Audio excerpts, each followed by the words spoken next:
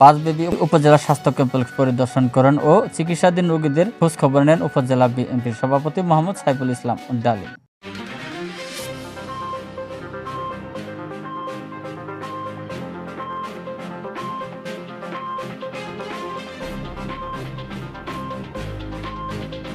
উপজেলা স্বাস্থ্য কমপ্লেক্স পরিদর্শন করেন ও চিকিৎসাধীন রোগীদের খোঁজ খবর নেন উপজেলা বিএনপির সভাপতি মোহাম্মদ সাইফুল ইসলাম ডালিম।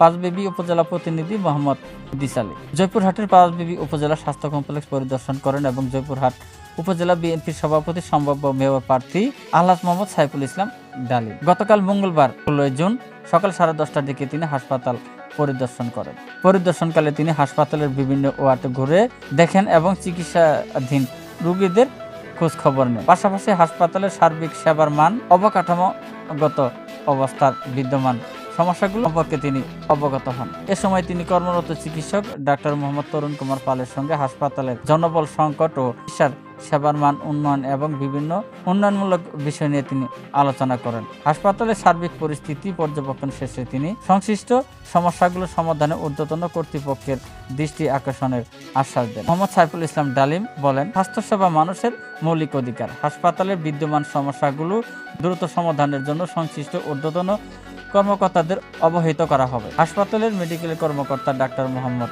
তরুণ কুমার পাল বলেন, জনবল সংকট থাকা সত্ত্বেও আমরা কোনো রোগীকে বিনা চিকিৎসায় ফিরিয়ে দিই না। সীমিত সুযোগ সুবিধার মধ্যে সর্বোচ্চ সেবা নিশ্চিত করার চেষ্টা করছি। তিনি আরো বলেন, উপজেলা স্বাস্থ্য কমপ্লেক্সের শয্যা বৃদ্ধি ও প্রয়োজনীয় জনবল নিয়োগ করা হলে এলাকার সাধারণ মানুষ আরো উন্নত স্বাস্থ্য সেবা পাবে এবং রোগীদের ভোগান্তি অনেক অংশই কমে যাবে। এ সময় উপস্থিত ছিলেন উপজেলা ছাত্র দলের সভাপতি ফয়সাল হোসেন, হাপেল পৌর ছাত্র দলের সভাপতি আব্দুর রহমান রকি সহ উপজেলা বিএনপির নেতৃবৃন্দ সহ হাসপাতাল কর্মরত চিকিৎসক সহ আর অনেকেই উপস্থিত ছিলেন। আমি ডাক্তার শ্রী তরুণ কুমার পাল, উপজেলা স্বাস্থ্য পরিবার পরিকল্পনা কর্মকর্তা, পাঁচবিবি জয়পুরহাট। আমাদের হাসপাতালে আপনারা দেখলেন যে প্রচুর রোগী, বেড হচ্ছে 50টা, কিন্তু আমার রোগী ভর্তি থাকছে 130, 40, 150, আজকে প্রায় 160-এর কাছাকাছি। এই যে আমাদের উপজেলা বিএনপির সভাপতি ডালিম ভাই আসছেন, তাছাড়া বিভিন্ন সরকারের বিভিন্ন কর্মকর্তা আসছেন, বিভিন্ন প্রতিনিধিরা আসছেন, দেখছেন। এবং আপনি জানেন যে আমাদের প্রধানমন্ত্রী তিনি ঘোষণা দিয়েছেন যে প্রত্যেক 50 বেডের হাসপাতালগুলোকে 101 শয্যা করা হবে। যদি 101 শয্যা করা হয় তাহলে হয়তো কিছুটা রোগীরা বেডটা পাবে আর কি।